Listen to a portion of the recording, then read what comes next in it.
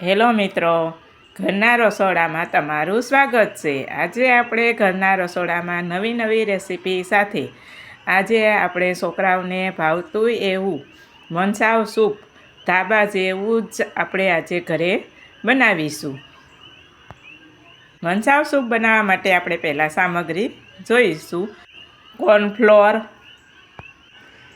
Cutting કરેલું લીલું લસણ, કટિંગ કરેલા લીલા કાંદા, soya sauce, red chilli sauce, green chilli sauce, ટમેટા સોસ। પહેલાં આપણે કુકર લેશું। તેમાં આપણે 1 કિલો ટમેટાને હાફ કટિંગ કરીને તેમાં આપણે નાખીશું। પછી 1 ગ્લાસ પાણી નાખીશું અને સ્વાદ પ્રમાણે મીઠું નાખીશું। પછી આપણે ગેસ ઓન કરીશું। ગેસ ઉપર આપણે કુકર પેક કરીને આપણે તેમને 4 થી 5 વિસલ કરીશું।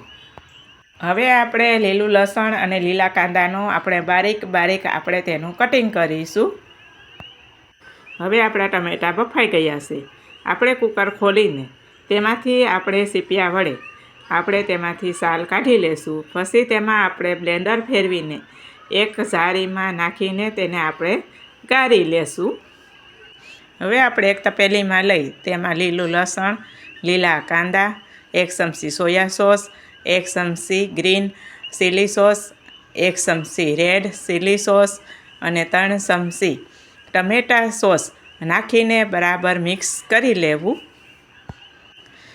અને ગળપણ માટે 1 ચમચી ખાંડ અને સ્વાદ પ્રમાણે મીઠું લઈને મિક્સ કરી લેવું। અને ઘટ કરવા માટે 1 વાટકીમાં થોડુંક પાણી લઈ તેમાં 1 ચમચી કોર્નફ્લોર નાખીને મિક્સ કરીને આમાં મિક્સ કરી દેવું।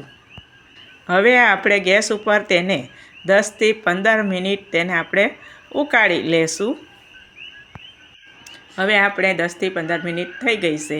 તમે જોઈ શકો છો કે આપણું સૂપ એકદમ રેડી થઈ ગયું છે। બહાર જેવું ઘાટું અને સ્વાદમાં એકદમ સરસ રેડી છે। હવે તેને આપણે એક બાઉલમાં કાઢી લેશું। રેડી છે આપણું મંચાવ સૂપ। અત્યારે આપણે તેને પાવ સાથે લીધેલું છે। જો તમને નૂડલ્સ સાથે ભાવતા હોય તો તમે નૂડલ્સ સાથે પણ ખાઈ શકો છો। કેવી લાગી તમને આ રેસીપી? જો સારી લાગી હોય તો તમે ઘરે જરૂર ટ્રાય કરજો અને કમેન્ટ બોક્સમાં જરૂર જણાવજો। આ રેસીપી સારી લાગી હોય તો લાઈક કરજો, સબસ્ક્રાઈબ કરજો અને વધુમાં વધુ શેર કરજો। ફરીથી મળીશું નવી રેસીપી સાથે નવા વિડીયોમાં।